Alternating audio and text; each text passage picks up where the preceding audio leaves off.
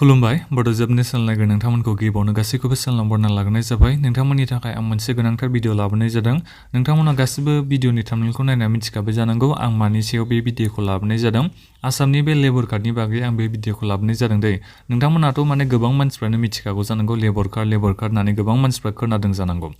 नाथायबा नोंथांमोना गोबां मानसिफ्रानो मिथिया जानांगौ बे आसामनि लेबर कार्डखौ जोङो बानायना लायोबा बे लेबर कार्डनि जोहै जोङो मा बेनिफिट्सखौ मोननो हागोन एबा जोङो मा खाबुखौ बे लेबर कार्डनि जोहै मोननो हायो बेखौ नोंथांमोना गोबां मानसिफ्रानो मिथिया जानो हागौ दा बेनिखायनो आं बे भिडिअखौ लाबोनाय जादों फुरा डिटेल्सै आं बे भिडिअनि गेजेरजों नोंथांमोननिसिम खोन्थाहरनो सानदों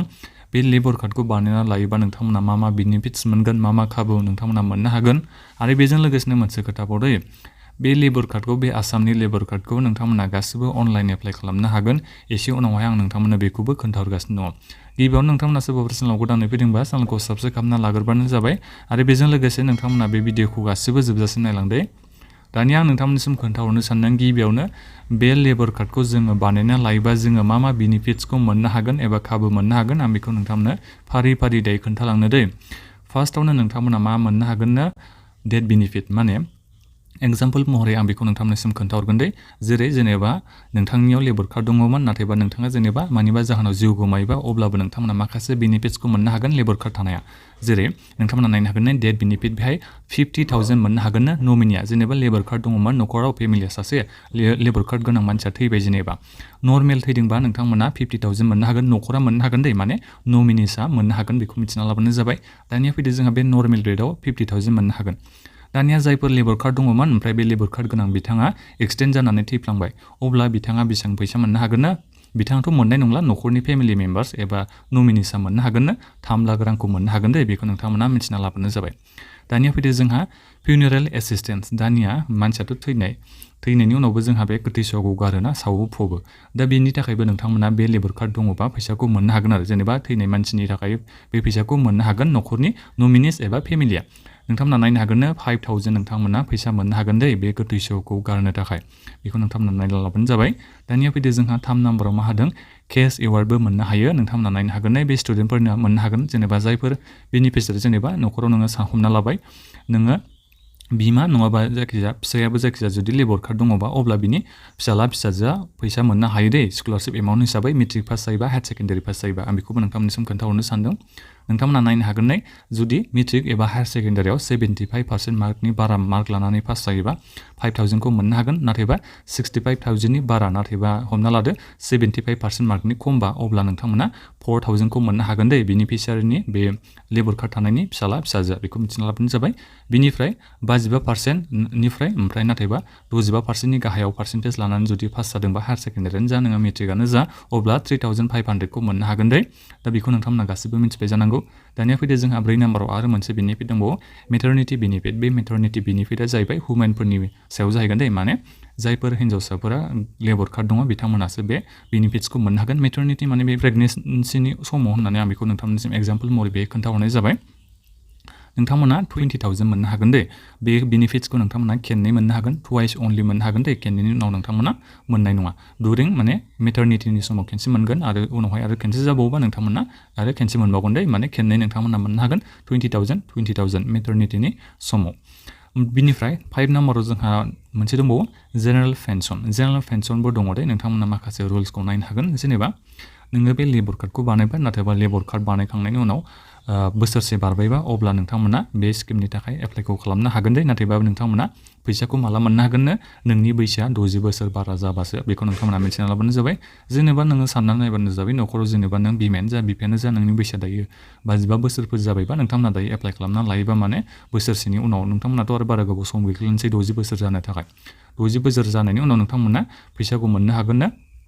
2,000+100 माने नोंथांमोना 2,100 फैसाखौ मोनबाय थानो हागोन बेखौ नोंथांमोना नायबानो जाबाय कमप्लिसन अफ इयार्स माने बोसोराव नोंथांमोना खेनसे फैसाखौ मोनबाय थागोन आरो बोसोरफ्रोमबो बेखौ बेहाय लिरनानै होदों नोंथांमोना नायनो हागोन दानिया फैदो जोंहा 6 नाम्बाराव आरो मोनसे जोंहा बेनिफिट्स दंबावो एडभान्स फर पार्चेस अर कनस्ट्राक्सन अफ हाउस नोंथांमोना न' बायनोबा एबा बानायनोबाबो नोंथांमोना फैसाखौ मोननो हागोन दै लन हिसाबै नोंथांमोना बे फैसाखौ मोननो हागोन नाथायबा नोंथांमोना बेहाय इन्ट्रेस्ट जेबो होनांगौनि गोनांथि गैया बेसेबां फैसा लादों बेखौल' नोंथांमोना होफिननांगोन बेहाय नोंथांमोननि इन्ट्रेस्ट लानाय नङा दै दा जेरै नोंथांमोना नायनो हागोन 5 लाख मोननो हागोन पार्चेस खालामनो थाखाय गासै फैसाखौ नोंथांमोना जयै 5 लाख मोननो हागोन दे जुदि नोङो हा बायनो सानदोंबा अब्ला नोंथांमोना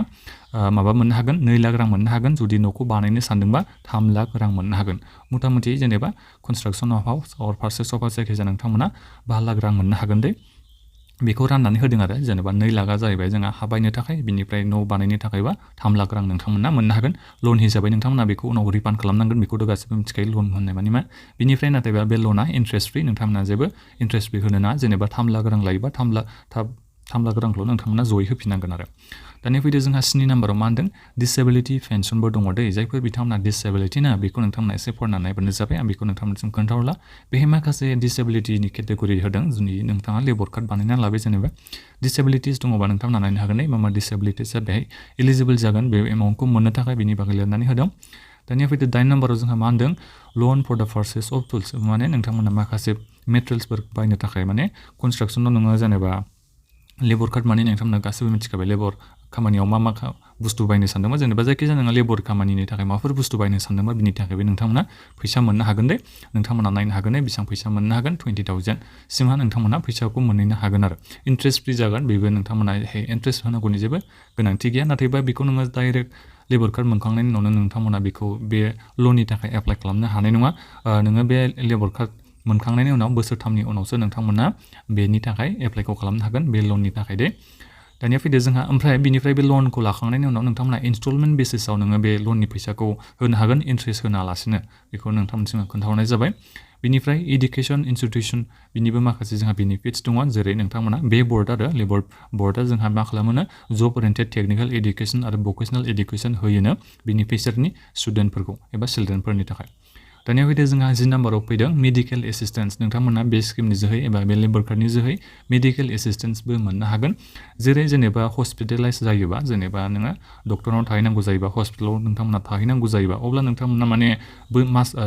सानसेयाव 1,000 रां हिसाबै नोंथांमोना हेफाजाब मोननो हागोन दे सानबानि थाखाय नोंथांमोना नायबानो जाबाय बिनिफ्राय बाखिखिनि जेनेबा बेसांखिनि सम थायो जेनेबा सानबानि बारोबा अब्ला नोंथांमोना सानसेयाव 200ल' मोननो हाहैसिगोन दे बेखौ नोंथांमोना नायबानो जाबाय मेक्सिमाम माने बेसां खैदिन थायो जायखिजाया 20,000 सिमहालागै नोंथांमोना बेनि थाखाय एसिस्टेन्सखौ मोननो हागोन दे मेडिकेल एसिस्टेन्सखौ मोननो हागोन जुदि हस्पिटालाव नोङो गोबाव सम थाहैबाय नाथायबा फैसायाथ' गोबां जागोन नालाय बे नोंनि बे रुम थानायनि भाराया जुदि नाथायबा बियो 20,000 बारबायबा अब्ला नोंथांमोना बेनि बेनिफिट्सखौ मोननाय नङा मात्र नोंथांमोना माने 20,000 सिमाल' मोनगोन आरो 20,000नि बारोबा नोंथांमोना मोननाय नङा नाथायबा माखासे पार्शियेल डिसेबिलिटि बिथांमोना 25,000 सिम बेनि थाखाय एलिजिबल जागोन दानिया फैदो जोंहा आरोबाव माखासे बे डिसेबिलिटिफोरनि मोजां लिरनानै होबावदों नोंथांमोना नायबानो जाबाय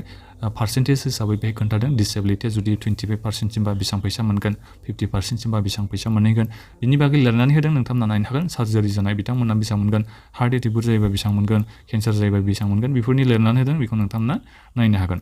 इडुकेसनेल एसिस्टेन्सनि बागैबो बेहाय लिरनानै होदों बेहाय माखासे खोथा लिरनानै होदों आं बेखौथ' नोंथांमोननिसिम दा फरायनानै खोन्थाहरला दा जायखिजाया मा मेन खोथा बेखौ आं नोंथांमोननिसिम खोन्थाहरगोन जेनेबा बेनिफिसियारिनि जोङो फिसाजोआ जुदि क्लास 1निफ्राय थाखो 4सिम फरायोबा बिथाङा बेसेबां फैसाखौ मोननो हागोन बे लेबर कार्डनि जोहै 1,500 फैसा मोननो हागोन क्लास 5निफ्राय 7सिम 2,750 रुपिस मोननो हागोन क्लास 8निफ्राय 10सिम 4,000 मोननो हागोन क्लास 11निफ्राय 12सिम 7,000 मोननो हागोन डिग्री फरायनायाव 10,000 मोननो हागोन पोस्ट ग्रेजुवेट बा 20,000 मोननो हागोन दे बेखौ नोंथांमोना मिथिना लाबानो जाबाय बेनिफिसियारिनि फिसाजो बिथांमोना एप्लाइ खालामनांगोन नाथायबा बिनि थाखायबो आं बेखौ नोंथांमोननो एसे उनाव खोन्थाहरगोन गिबियावनो आं नोंथांमोननिसिम दा बे भिडिअनि गेजेरजों मात्र बेनिफिट्सखौल' खोन्थाहरदों बे लेबर कार्डनि जोहै नोंथांमोना मा बेनिफिट्सखौ मोननो हागोन आं बेखौनो नोंथांमोननिसिम बे भिडिअनि गेजेरजों खोन्थाहरदों दायो मेरेज एसिस्टेन्स दा नोंथांमोना हाबा जाबाबो बेहाय बेनिफिट्सखौ मोननो हागोन दे जेनेबा नोङो लेबर कार्डखौ बानायनानै लाबाय जोङो हिन्जावसायानो जा हौवासायानो जा नोंनि फिसाला एबा फिसाजोआ सोरबा हाबा जायोबा नोंथांमोना माने बेहाय बेनिफिसियारि मोननो हागोन आरो माने फैसा मोननो हागोन हाबानि थाखाय 25,000 फैसा मोननो हागोन दे नोंथांमोना नायनो हागोन दे 25,000 मोननो हागोन नाथायबा बे लेबर कार्डनि उनाव नोंथांमोना 5 बोसोर जानाय जानांगोन आरो माने लेबर कार्डखौ मोनखांनायनि उनाव 5 बोसोर जाब्लासो नोंथांमोना एलिजिबल जागोन बे मेरेज एसिस्टेन्टनि थाखाय आरो बेजों लोगोसे बेल' नङा जेनेबा नोंनो लेबर कार्ड आंनाव दङ आंनि फिसालाफ्राल' बेबायदि फैसाखौ मोनगोन बे नङा जुदि नोङो दा हाबा जायाखैबा नों हाबा जानाय समावबो नोंथाङा बे फैसाखौ मोननो हागोन दे बेखौ आं नोंथांनिसिम खोन्थाहरनाय जाबाय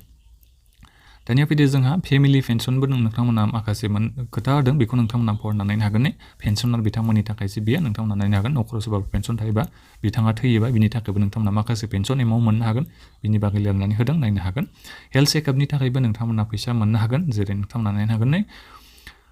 जाय कन्स्ट्राक्सन वर्कार्स जाय लेबर कार्ड थागोन बिथांमोना माने एनुवेल हेल्थ चेकआपनि थाखाय फैसा मोननो हागोन जायखिजाया एनि हस्पिटालाव नोंथांमोना 5000 फैसा मोननो हागोन नोंथांमोना गावनि देहाखौ चेकआप खालामनो थाखाय बेखौ नोंथांमोना नायनो हागोन बोसोरसेयाव 5000 मोननो हागोन दे दानिया फैदो आरो 15 नाम्बाराव दंबावो जोंहा प्रधान मंत्री जीवन ज्योति बीमा योजना आरो प्रधान मंत्री सुरक्षा बीमा योजनायाबो बे लेबर कार्डनि सिङावनो इनक्लुड दङ नोंथांमोना बेखौ नायनो हागोन नै बेसेबां फैसा मोननो हागोन थैयोबा बे लेबर कार्ड थानाया बिनि बागैबो लिरनानै होदों नोंथांमोना बेफोरखौ आरोबाव एसे डिटेल्सै फरायनो हागोन बेहाय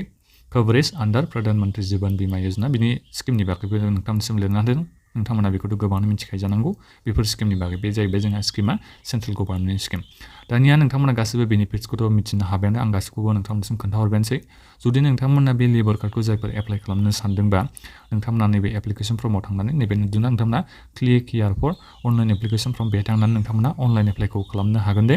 बिनिफ्राय आं एसे उनावहाय नोंथांमोना भिडिअ लाबोगोन नोंथांमोना माबोरै अनलाइन एप्लाइ खालामनांगौ बिनि बागैबो आं खोन्थाहरगोन आरो बेजों लोगोसे एलिजिबिलिटि क्राइटेरिया मा जानांगोन बे लेबर कार्डखौ बानायनो थाखाय आं बिनि थाखायबो एसे उनाव भिडिअ लाबोगासिनो दङ दा बेनिखायनो नोंथांमोना चेनेलाव आपडेट थाबानो जाबाय चेनेलखौ साबस्क्राइब खालामना लाबोनो जाबाय दा नोंथांमोना सोरबाफोर बुजियाखैबा माबाफोर सोंनांगौ दङबा भिडिअखौ बक्सआव कमेन्ट खालामनो हागोन बे भिडिअखौ नोंथांमोना शेयार खालामबानो जाबाय गोजोन्थों